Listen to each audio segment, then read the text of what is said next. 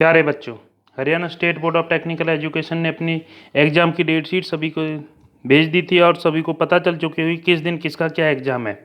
तो अब आपको समझना है कि कौन कौन सी वो बातें हैं जो Haryana state board of technical education ने आज बताई हैं।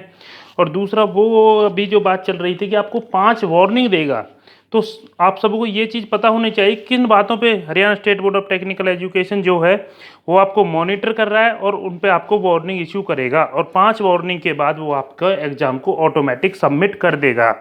तो इन चीज़ों को आपको ध्यान से समझना है और वो एक्टिविटी जो बोर्ड नहीं चाहता कि आप ना करें उनको अच्छे से समझें और एग्ज़ाम के दौरान ऐसी कोई भी एक्टिविटी ना करें। तो सबसे पहले ये देखना कि जो Haryana state board of technical education आपको 5 वार्निंग देगा वो किस तरह से आपको शो होंगी। तो वो आपके सामने इस तरह से स्क्रीन पे आएंगी कि जिस तरह से फर्स्ट वार्निंग उसको कैंडिडेट को दी गई है कि 1 आउट ऑफ 5 वार्निंग, तो 5वीं में से पहली वार्निंग उस कैंडिडेट को दे दी गई है। इसके बाद इस तरह से 2 आउट ऑफ 5 आएगा, इस तरह 3rd 4th 5th जैसे ही आपकी 5वीं वार्निंग आपको होगी आपका टेस्ट ऑटोमेटिक सबमिट हो जाएगा।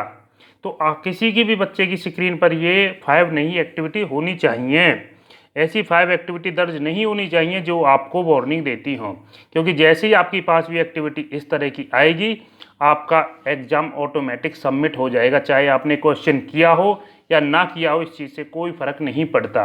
तो इस चीज़ को आपको विशेष ध्यान देना है। तो वो कौन सी एक्टिविटी हैं जिन पे आपको वार्निंग मिलेगी। तो सबसे पहले जो क्वेश्चन था कि भाई कितने क्वेश्चंस होंगे, कितने टाइमिंग का रहेगा, कब आपको लॉगिन करना, वो सारी डिटेल इस तरह से है कि देखिए जो आपको टाइम दिया हुआ है आपके डेट शीट में वो 1 आवर का दिया हुआ है, लेकिन बच्चों जो 1 आवर्स का टाइम है वो 15 मिनट प्लस में 45 मिनट इस तरह से है। 15 मिनट जो 15 मिनट का टाइम है वो टाइम आपका लॉगिन टाइम है कि मान लीजिए किसी बच्चे का एग्ज़ाम 9 बजे शुरू होना है तो उस बच्चे के लिए और 10 बजे तक एग्ज़ाम होना है, तो 9 बजे से 9:15 तक उस बच्चे को लॉगिन करना है और 9:15 पे उस बच्चे का एग्ज़ाम शुरू हो जाएगा। अगर कोई बच्चा 9:16 या उसके बाद कोशिश करता है तो वो लॉगिन नहीं हो पाएगा। अगर ये आप एक और आपको सुविधा दी गई है in case of loss of connectivity और एनी रीजन, तो आप 3 मिनट के अंदर ही लॉगिन कर सकते हैं। 3 मिनट के अंदर आप दोबारा से लॉगिन कर सकते हैं। 3 मिनट से अगर आप ज़्यादा टाइम लगाओगे तो आप लॉगिन नहीं कर सकते।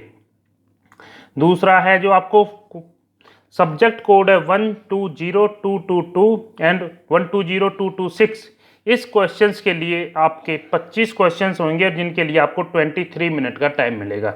लेकिन इसके अलावा कोई भी आपका एग्ज़ाम है, इस एग्ज़ाम के अलावा आपका कोई भी एग्ज़ाम है, सभी में 50 क्वेश्चंस रहेंगे और 45 मिनट के रहेंगे और ईच क्वेश्चंस प्रत्येक क्वेश्चन 1 नंबर का होगा और टोटल नंबर जो इसके एवरेज प्रोपोर्शनल में लिए जाएंगे वो उतने लिए जाएंगे जितना कि आपका स्टडी स्कीम में उस सब्जेक्ट का वेटेज दिया हुआ है। मान लीजिए किसी सब्जेक्ट का 100 मार्क्स का क्वेश्चन है और यहाँ पे 50 मार्क्स का कराया जा रहा है, तो इसका मतलब है कि आपके मार्क्स डबल किए जाएंगे। ठीक है, आगे जो बात है कि छात्रों को सूचित किया जाता है कि एग्ज़ाम पूरा होने पर एंड बटन दबाएं। अगर कोई बच्चा गलती से एंड बटन नहीं दबा पाता है और या तो आपको घबराने की कोई ज़रूरत नहीं है, एग्ज़ाम टाइमिंग पूरा होने पर अपने आप ऑटोमेटिक सबमिट हो जाएगा। लेकिन आपके पास सक्सेसफुली सबमिट का मैसेज नहीं आएगा। तो आपने को ये चीज़ समझनी है कि एंड बटन आपने दबाया है तभी आपके पास सक्सेसफुली सबमिट का मैसेज आएगा। अदरवाइज आप दबाना भूल गए हैं या आप नहीं दबा पाए टाइम होने तक तो ऑटोमेटिक सबमिट हो जाएगा, लेकिन आपके पास सक्सेसफुल सबमिट का मैसेज नहीं आएगा। बच्चों को सूचित किया जाता है कि एग्ज़ाम देने पर लॉगिन नहीं हो रहा था या एक्सपायर्ड का मैसेज आ रहा था, तो ऐसे छात्रों को सूचित किया जाता है कि प्रत्येक सब्जेक्ट के डेट शीट के में दर्शाए गए कुल समय के 15 मिनट में ही लॉगिन कर सकते हैं, जो मैं पहले बता चुका हूं कि उसके बाद आप लॉगिन नहीं कर पाओगे।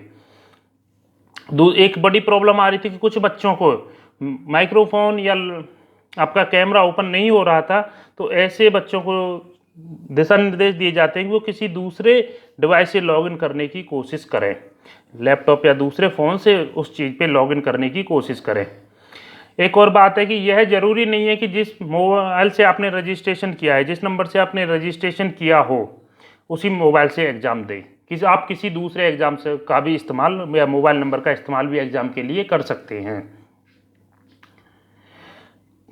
छात्रों को सूचित किया जाता है कि एग्ज़ाम के बीच किसी कारणवश लॉग आउट हो गया। इस चीज़ को समझना है कि आपका लॉग आउट हो जाता है किसी वजह से, तो आपको 3 मिनट के अंदर लॉगिन करना होगा। अगर आप 3 मिनट के अंदर लॉगिन नहीं कर पाते हैं तो आपका री लॉगिन नहीं होगा। इस चीज़ को समझना है। मान लीजिए आपका फ़ोन स्विच ऑफ हो गया, तो आप दूसरे फ़ोन से लॉगिन करना चाहते हैं, तो आपको विदिन 3 मिनट लॉगिन करना होगा, उसके बाद आप लॉगिन नहीं कर सकते। तो अभी जो हमने पहले बताए थे कि आपको 5 वार्निंग दी जाएंगी, तो उस चीज़ पे आपको समझना है कि 5 वार्निंग देने के बाद आप पेपर सबमिट हो गया था या दोबारा लॉगिन करने पर एक्सपायर्ड दिखा रहा था, ऐसे छात्रों को दोबारा सूचित किया जाता है कि वह एग्जाम के दौरान क्या क्या एक्टिविटी नहीं करें। खोलने की कोशिश न करें, रिफ्रेश न करें, इनकमिंग कॉल आने पर या डिक्लाइन करें या रिजेक्ट करें उसको कॉल को, SMS और व्हाट्सअप मैसेज को न खोलें। एक चीज़ आपको ध्यान रखनी है, फिंगर से स्क्रीन को ज़्यादा ऊपर नीचे ना करें, अन्यथा आपको वार्निंग आएगी। आपको अपने फिंगर से, ये नहीं है कि आप उसको ऊपर नीचे अप डाउन राइट लेफ्ट करते रहो, तो इस तरह से आपको नहीं करना है। और एक चीज़ आपको मोस्ट इम्पोर्टेंट जो ध्यान देनी है कि आपको कभी भी एग्जाम आपका पूरा नहीं हुआ है तो आपके पास टाइम बचा हुआ है, तो गलती से भी एंड बटन को प्रेस ना कर दें, क्योंकि अगर आपने एंड बटन को प्रेस कर दिया तो उसी टाइम आपका एग्जाम सबमिट हो जाएगा। ये नहीं है कि आपने 2 मिनट बाद ही ये किया कि भाई 2 क्वेश्चन अटेम्प्ट किए और एंड बटन दबा दिया और आप फिर से री लॉगिन करें, तो ऐसा आप नहीं कर पाएंगे। आप एंड बटन को एक बार ही क्लिक कर सकते हैं, इसलिए गलती से भी एंड बटन को एग्जाम समाप्त होने से पहले क्लिक ना करें, आपका एग्जाम सबमिट हो जाएगा। ये सारी चीज़ें हैं, इनको आपको ध्यान में रखना है। दूसरी चीज़ मैं आपको फिर एक बार बता रहा हूँ कि आपका कैमरा ऑफ नहीं होना चाहिए, आपका कैमरा ऑफ नहीं होना चाहिए। आपके कैमरे में आपके अलावा कोई दूसरा आदमी नहीं दिखाई देना चाहिए, दूसरा पर्सन नहीं दिखाई देना चाहिए, और आप कैमरे से आगे से अपने आप को न हटाएं। अगर आप कैमरे में विजिबल नहीं रहेंगे तो भी आपको वार्निंग इश्यू होगी। ये सारी चीज़ें हैं जो आपको ध्यान रखनी है एग्ज़ाम के टाइम पे, और इन सब चीज़ों को, अगर बातों को आप ध्यान में रखोगे और ये एक्टिविटी जो मैंने बताई हैं, इन सभी को फॉलो करते हुए आप अपना एग्ज़ाम दोगे तो किसी तरह की कोई प्रॉब्लम्स आपको नहीं होगी। सारी चीज़ें, एग्ज़ाम कितने देर का है, कितने मार्क्स का है, ये सारी चीज़ें इसमें एक्सप्लेन की गई हैं। कौन कौन सी वार्निंग, किस चीज़ पे आपको वार्निंग मिलेगी, ये सारी चीज़ें बताई गई हैं। एक बार फिर से देख लेते हैं कि वार्निंग आपको इस तरह से इश्यू होगी।